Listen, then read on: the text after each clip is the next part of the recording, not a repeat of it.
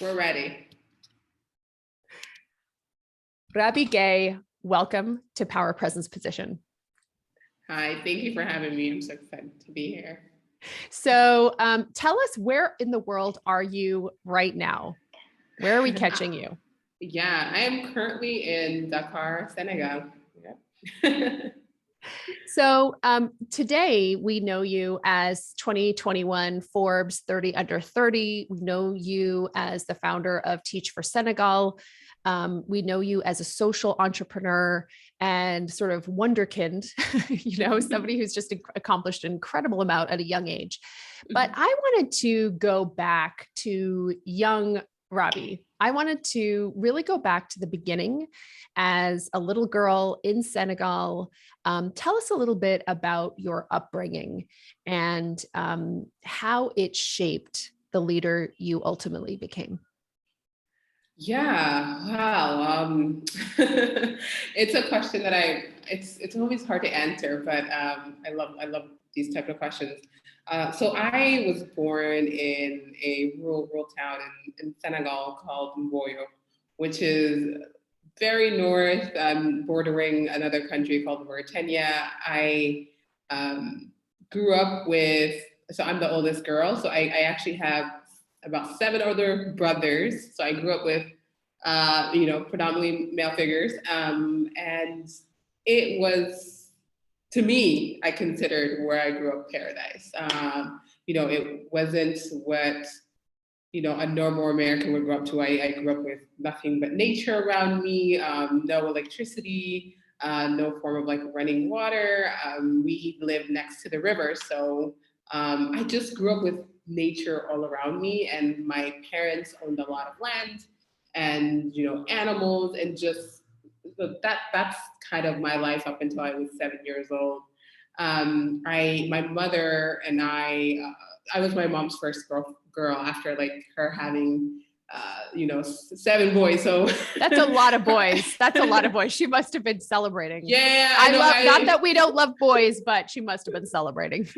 No, she was definitely celebrating. I remember my aunt saying like, yeah, every time your mom would have a child, and like every time she was pregnant and she learned it was a boy, she's like, oh, another one. So she was pretty excited, and my dad too.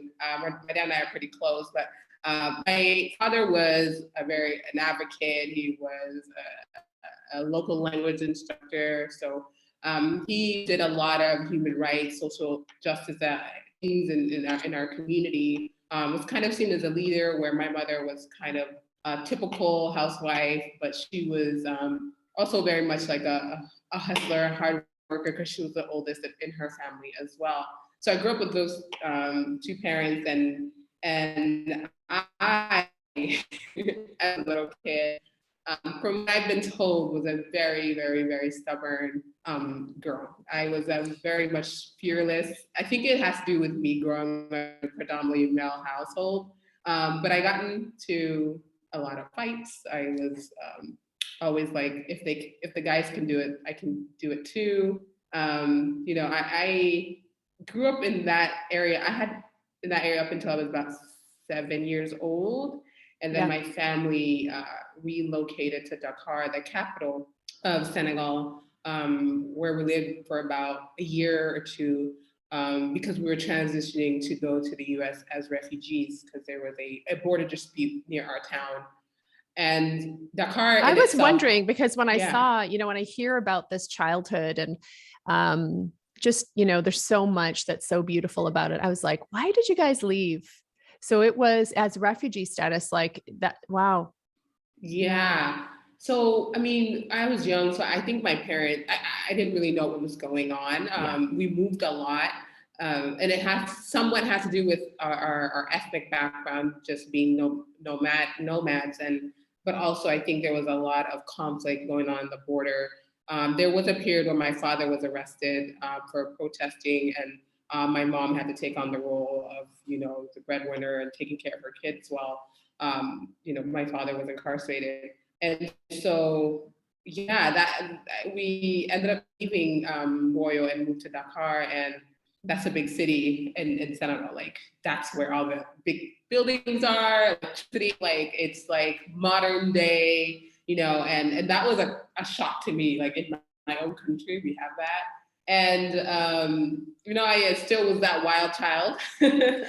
And up until we moved to the US when I was 8 years old, we relocated to Phoenix, Arizona. And yeah, that's where I grew up until I moved back in 2019 when I was about 26 or 27. So let's talk about the transition from, so a lot going on in your childhood in Senegal, moving, dealing with things, dealing with major political stuff way beyond your years in many ways. So you relocate to Phoenix with your family, and things were not so easy, were they? No, I didn't realize I was poor or until I had moved to the United States. I didn't realize really when you grow up in such a remote town, you don't really know what's happening in the rest of the world. Like you're kind of cut off from society, and unless people come in to learn more about you, you don't really know much about the outside world. So when we moved to Phoenix, it was very difficult in terms of, there's that culture shock. There was the language barrier, and my mother was, is illiterate, and so she's never been to a formal school. And my father, he has, somewhat, the highest educational degree I think he has is about high school. And although he is well educated, he didn't speak English, and he was suffering from PTSD from what had happened when he was in prison. And then, we were put in a place where there's no family, nobody speaks your language, different culture. And everybody assumes, just because you're African, as long as you're surrounded by other Africans, it's fine. You guys can get along, but it's, it's a very diverse like it's one big country. Right, exactly. Like it's one country. Yeah. Yeah, everybody just assumes that, we were actually put in like a housing, like a refugee housing facility where everybody was like African, but we're like, okay, they're from Sudan and we're like from Senegal, like totally different parts of Africa, but we'll take what we get. But we struggled to make ends meet. We struggled to really adjust, especially when we started school and just understanding how formal education works, and having to serve as translator for my mom and my dad, and we also grew up Muslim, so it was very different in terms of like conservative and wanting to explore and go out. It was very traumatic, and for me, because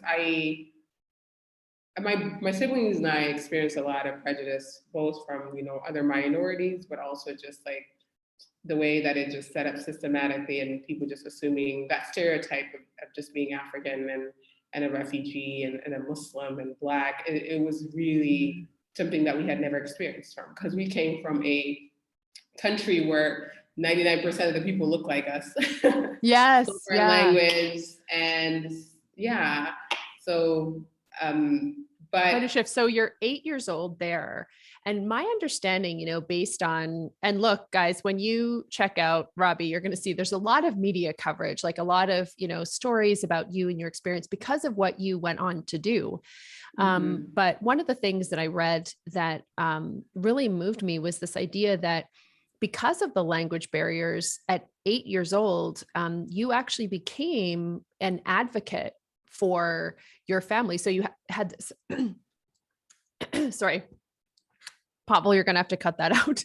You had this incredible family support, but when it came to going out in the community, because of the language barriers, you at 8 years old actually took on that sort of advocate leadership role in that way for the family. What was that like? Yeah, I from an early age, I think I just had to grow up fast. I don't think I had much of an option. From helping my mom fill out job applications to helping her in her interviews, and helping my siblings with doctor's appointments and all that. It was something that just came natural to me. At that time, I didn't think it was something that I shouldn't be doing. I Yes. think it had a lot to do with my upbringing, because in our communities and in my culture, it's almost like the oldest daughter, as soon as you can read and write and survive, you were supposed to be there for your family, and you're almost like the second mother for your siblings. So for me at that time, it was natural. It was something that I just naturally was able to do. And that did shift a lot of, the things, how I experienced life as a teenager, how I experienced life as an adult now. I've realized, thinking back, like, wow, I really didn't have much of a childhood. I kind of rushed through things. But I mean, all of these experiences has, like you said, shifted the way that I see life, and have really helped me in my career path, and really finding my purpose, which ended up being education, and really advocating for those vulnerable, so those living in our vulnerable communities. So. And we're going to get to your purpose in a second, but it is so fascinating, this idea that by the time, for instance, by the time you were selected as a 2021 Forbes 30 under 30, I think you were maybe 26 at the time. Yeah, that you were selected. When you think about it, you actually had probably like 15 years leadership experience under your belt by that time. It's completely different. It is a different way of looking at it. And I think that sort of cultural lens too, of looking at childhood and how we rear humans.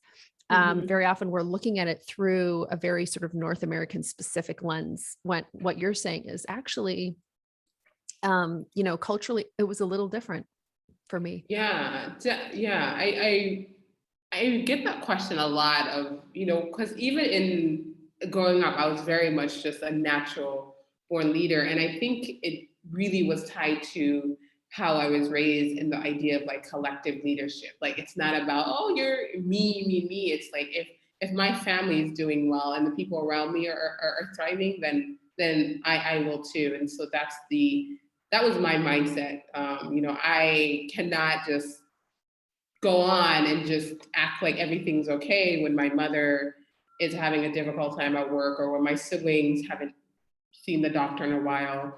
Especially when my older brother, who I was really close to, became ill, and I had to serve as a translator for him, and for the doctors and my parents.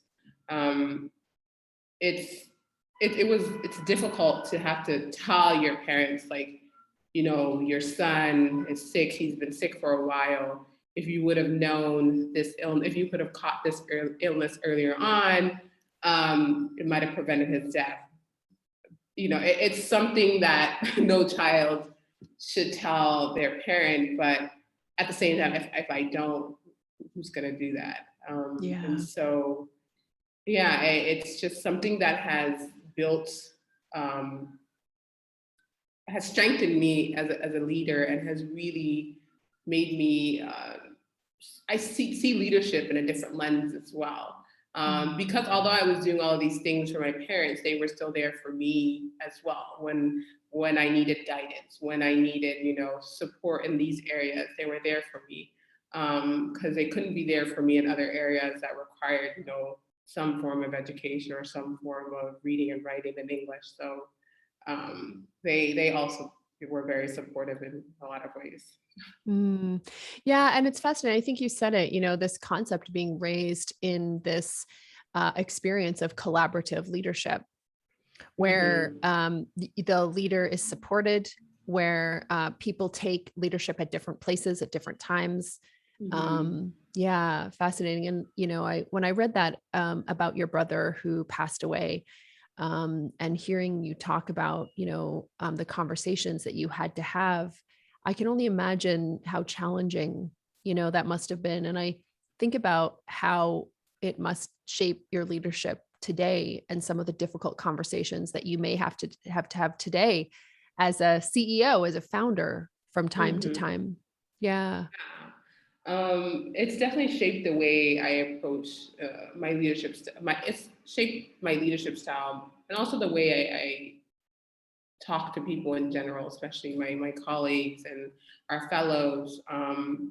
We are all approaching this work with past experiences or personal experiences, and I think that for me, I've really stepped back from this corporate form of leadership of just like, it's me, and do this, do that, like you have all the time in the world, and really have understood that we're approaching from more of a human lens, and it's hard to explain because it's something that I was naturally kind of brought into, that, you know, we are all human, and we are all, some of us may be stronger in one area where other of us are weak. And I think that making that human connection, having that foundation built at early on has really helped me with you know, help managing my team, managing my fellows, fundraising. From anybody that meets me, like I'm not really good at fundraising, for example. Like when I fundraise, I'm just like, oh my God, I have no fundraising experience. But a lot of people are like, we invest in the individual. You make that human connection, and because at the end of the day, we all, like, we can put on that corporate phase, we can put on that we got it all together, but we're human, and all the things that whatever you're doing, whether it's, you know, some form of tech, running a tech company or running a nonprofit like Teach for Senegal, something that you're passionate about is a personal connection that brought you to that work. And so making that connection with people, I think is very essential. Yeah. Well, let's talk about Teach. It totally makes sense to me. Totally makes sense to me. And I think, you know, I think what you're talking about, the way that I think about what you're talking about, I think about this term wholeness. Mm-hmm. You know, where we can really bring our whole selves, who we are. I have found, you know, from spending years thinking that I had to show up as a leader in a certain way, that a leader looks this way, and this is what's appropriate for a leader. It's completely exhausting because you're always splintered. You are only ever able to bring a part of yourself.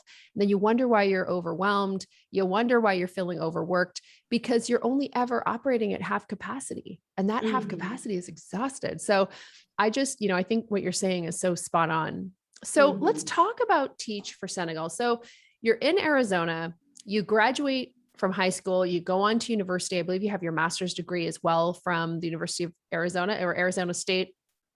Yeah. So what happens next? Take us through, like, what is Teach for Senegal, and how did you get started with it?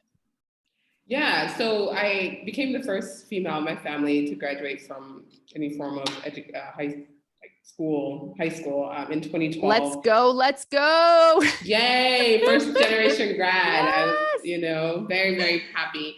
And I went straight to university. Your parents must have been like, let's come on now. Yeah. Yeah, my mom, all my siblings, I was like, it's on. There's a female in this family that has graduated. Yeah, and I went to Arizona State. I was determined to be a lawyer, an international or human rights lawyer, and it has a lot to do, again, with just growing up and having to move as a refugee to the U.S. I wanted to make sure that no child had to experience what I experienced growing up, and no one had to leave their home because of border conflicts or just things that could be easily fixed. And so, but then I think God works. I mean, I'm a very spiritual person, but I think God works in just really mysterious ways, because I was trying in university. I was like, I'm going to be a lawyer, but I just couldn't. Like, something was just like, this is not for you. And all the opportunities that I would apply for, internships, the only ones that I would get were like education related. They were all like, oh, be a tutor. Oh, like help with refugees. And I was just like, I don't want to be a teacher. Like, they don't make any money. That's so often the way it works, right? Like, you're like, but no, I want this. And meanwhile, it's like, no, you should really try this. No. We think the universe is like, or God is like, no. This is what it is. Exactly. And I was so just funny. like, yeah, that's how the universe worked for me. And I was just like, okay, I grew up with really witnessing my mom struggle in the US. So I volunteered a lot with refugees and in Phoenix, and it was the same thing that my mom was experiencing. And I really fell in love with education and just the concept of tackling education equity. I ended up my last year of undergrad, I volunteered in India for a couple months, where I also taught in the slums of India. And these experiences with refugees and just traveling abroad, I realized all of these issues that we have globally, the root causes really lie in education. And that if we want to help a society or fix or aid in any way, we have to start at the educational system. That is the foundation. It's the base for economic development. It's the base for health. It's the base for any form of development. And so I really started to look into that and joined Teach for America, which is a 2-year program where they recruit graduates to teach in schools all over the US. I was really lucky to have been recruited by them, and I taught for 2 years in Phoenix, Arizona, and in South Phoenix, Arizona. And so these experiences really showed me the importance of representation, the importance of questioning the purpose of education. And I realized, I think that if I want to help my community, my people, I really should, go back to Senegal and do something similar to Teach for America in a more contextualized way. So let's just pause there. Yeah. So you're spending 2 years at Teach for America. Mm-hmm. You're going around to different communities, or were you in a specific place? I was in a specific place. I was actually in the community that I grew up in, which was low-income Phoenix, where you have a lot of Latinos or people who are just coming from Mexico. And so a lot of my students were either undocumented or just newly brought into the US. So I dealt with a lot of kids that were like me. And this is where I fell in love with teaching. And just it was weird because I was like, I wish I had someone like me at that age. Yes. Someone who understood that your parents might not be able to come to your conference, or if they did, you would have to translate, and to have texts in other languages, and just some of the kids might not actually be with their parents. They could be living in group homes, and all of these things that I witnessed as a teacher and was able to relate to, really brought me to this work of working with Teach for Senegal, or starting Teach for Senegal. And so let's talk about that, because was there a moment? So why wouldn't you? So you're seeing this experience, you're like, you know what, these kids are lucky to have me. I wish I'd had me, mm-hmm. in a very humble way, of course. But what prompts you to say, you know what, I'm going to uproot my life. I'm going to go back to Senegal, and I'm going to start a nonprofit. And at this time you would have been like 22, maybe something like that. 23, pretty young. Yeah. So was there a moment? Like what drives that? Because it was a big move that you made. I would call that a baller move. So can you take us back? Was there a moment? Was there an experience that prompted that? Definitely. First of all, I just want to say that everybody thought I was crazy. It's like, what? You're going to move to Senegal? You're in the US. Everybody's dying to come to the US. But during this time as a teacher, I traveled back and forth to Senegal often.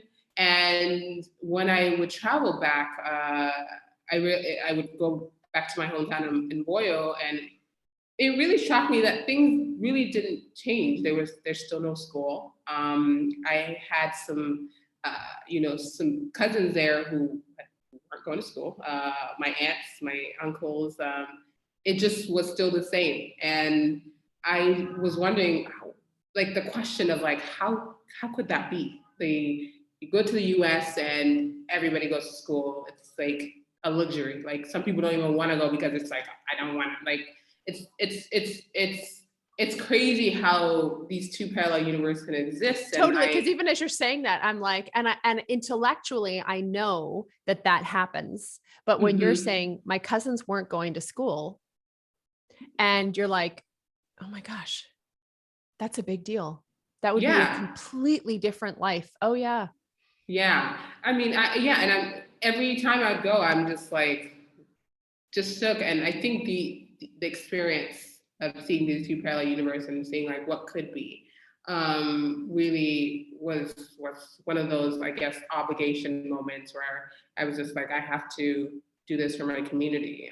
And it's really that collective action, that it's just because I go and I get the degree and I go on and live my life, how does that help the people in my community? So that's this is the lens in which I grew up with, was that, and this is what a lot of African, first generation African students or first generation graduates face, is that the community invests in you, and the most rewarding thing is you can do is come back and invest in this community and bring.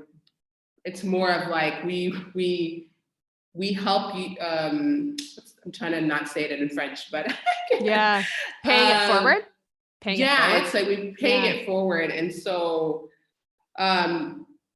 that's what led me to really moving back to Senegal after I got my master's. So I did stay in the US for a while. I actually did a third year of teaching because I really wanted to understand the concept of educating. What is actually the purpose of education? How does curriculum play into actually educating people, standardized testing, all of these things. While I was teaching, I was really looking into that, and because it's somewhat similar to our context in Senegal, where we're really much standardized and curriculum driven. And so once I felt like, I was ready and was able to raise some money, I decided to move back in May of 2019. And so I was drafting the idea of Teach for Senegal. I was writing my concept note and applying to all grants that I thought were a good fit. And I was blessed to have been selected as an Echoing Green Fellow, which really opened the door for me. I mean, I have tremendous respect and I'm forever grateful for Echoing Green. So they decided to fund my salary for 2 years while I work on Teach for Senegal. And amazing. And what's the organization called again? Echoing Green. So Echoing Green. Got it. Yeah. Amazing. So let's talk about, the sort of mission that's at the heart of the business. And I can relate to this so much. I don't know that I'd be in business if it weren't for my mission. I might do something else, but business entrepreneurship and social entrepreneurship, which is more what you're doing, it just is such a powerful mechanism to advance a mission. So as you're sort of 2 years in to Teach for Senegal, I'm curious about what have been, so you've learned a ton of great lessons as a teacher. What have been the sort of one or two most important lessons you've learned as a founder? As a founder, I think there's definitely a lot that I've learned as a founder, but one of the things that I've learned as a founder is that you don't have all the answers just because you are the founder. I mean, I had to learn this the hard way because the stubbornness in me, I was like, I moved to the United States. I moved from the US to Senegal. Like, I'm not going to let you screw this up. No. Do you know who I am? Do you know who I am? Yes. One of the things that I definitely have learned is that there is, you don't have all the answers and that there is power in vulnerability.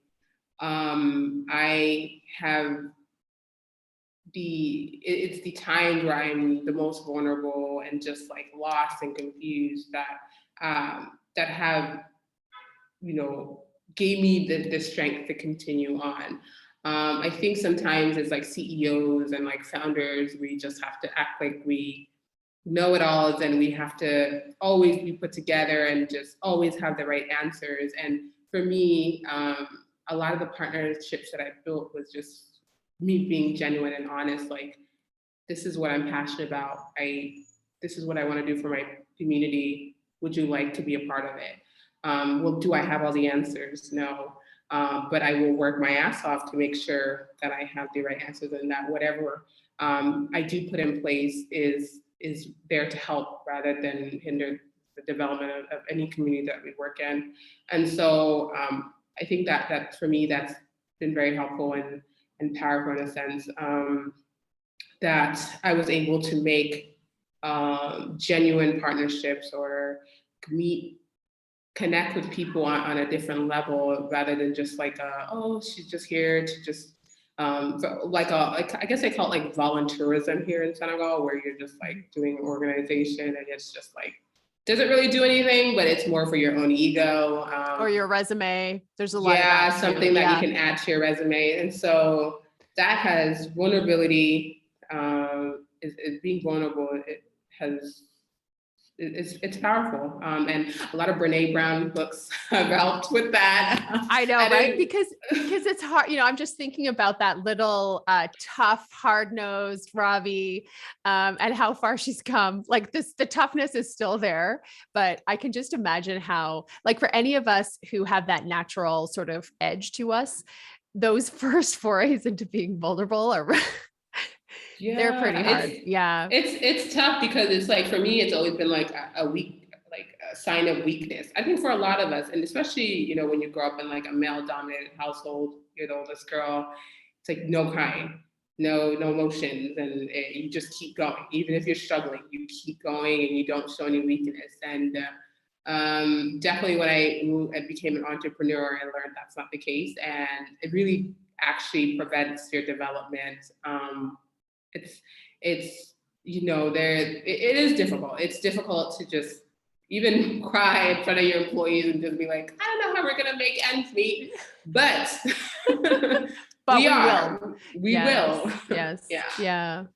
So tell us, as we sort of wrap up, tell us, what are you guys up to at Teach for Senegal this year? Yeah, Teach for Senegal is on a mission to really liberate Senegalese children and communities. We have currently recruited 20 fellows to teach in their own communities for 2 years, and we provide them with leadership and professional development skills. Currently, we are working on recruiting our second cohort, which will be trained in Montessori education, which is Oh, something that's totally different because Montessori education in rural Senegal in Africa, like that's for the rich. And so we believe yes. that all children deserve the opportunity to be free and to learning should foster creativity. It should allow kids to explore, to be independent, to be curious. And our current system just doesn't allow that. And so we are on a mission to change that with our new Montessori training approach. So next year we'll have our first cohort, and I'm beyond excited to see how it goes and how our communities will respond. Mhm. And then what, for those who are listening, who are just kind of fascinated by you, and of course we'll share where they can go to learn more about you and your work. But I'm curious first, before we give them those links, if people are pumped by what you're talking about and would love to be able to support your organization in some way, is there a way for them to do that? Yeah, definitely. We actually currently have a fundraiser going on right now, which is to help fund the furniture in our classrooms. So a lot of our classrooms lack furniture, desks, chairs. And so if anyone's interested in donating, there is a link on our website at teachforsenegal.org, also on my bio on my Instagram at Raby Gueye. They can find the link there. So Awesome. yeah. Cool. I love it. Okay. So, so final words, when you think about, final word of wisdom for entrepreneurs who have a big social mission. I just see you as a woman who has really, you're really walking the talk, and taking risks and putting yourself out there. What's one piece of advice or insight that you would offer our listeners to help inspire them?